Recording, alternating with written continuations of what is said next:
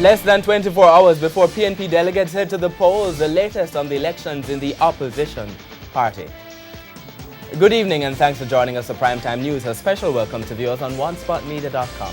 I'm Archibald Gordon. And I'm Doreen Samuels. Also this evening, claims and counterclaims of intimidation ahead of PNP polls. The local government minister makes the case for prison sentences for littering. And more calls for action against people who sell alcohol to kids. There's also the Financial Week, international stories, our Bite of the Week, sports commentary and weather in this newscast. But before the break, the feedback question. Local Government Minister Desmond McKenzie says he's pushing for persons to face prison sentences if convicted for littering. What do you think? You can share comments online, facebook.com/television Jamaica and tweet @televisionjam. Stay with us. Primetime News returns after this break.